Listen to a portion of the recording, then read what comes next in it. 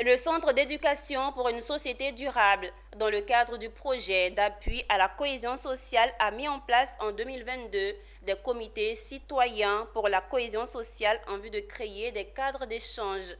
Une initiative soutenue par Open Society Initiative for West Africa qui permet d'une part aux populations des localités concernées de dialoguer sur les problèmes de façon institutionnelle et d'autre part de rechercher le consensus autour de solutions idoines.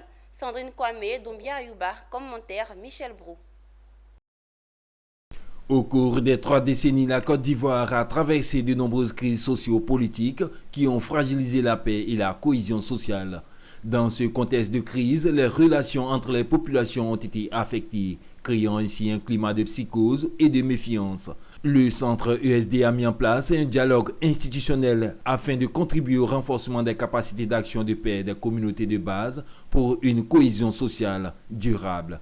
L'idée ici, c'est de réunir toutes les populations dans leurs composantes dans un même cadre de dialogue afin de traiter en profondeur tous les problèmes, tous les conflits qu'ils traversent, mais aussi, comme je le disais, prévenir aussi d'autres conflits. On s'est rendu compte qu'il y a eu plusieurs crises qui sont succédées et c'était comme si c'était des conflits à répétition qui avaient plus ou moins les mêmes mécanismes de fonctionnement. Donc on a voulu aller en profondeur parce qu'on a tendance à croire que ce genre de conflits sont seulement des conflits politiques. Mais on s'est rendu compte qu'au-delà du politique, il fallait creuser. Et les résultats nous montrent que la partie politique n'est que la partie visible de l'iceberg, mais qu'il y avait des problèmes beaucoup plus profonds entre les communautés. Nous avons mis en œuvre pour présenter le rapport de diagnostic des facteurs confligènes de ces 3 localités et aussi exposer notre méthode innovante que nous avons utilisée pour pouvoir relever tous ces facteurs de conflit. La période électorale est toujours une période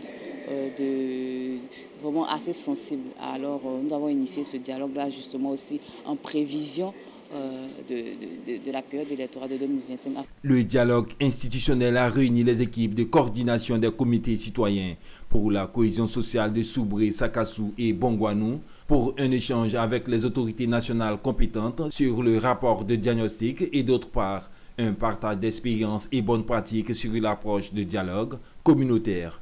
Le message que je voudrais adresser donc aux populations, c'est de leur dire que nous sommes en Côte d'Ivoire et nous sommes des Ivoiriens. C'est la même nation.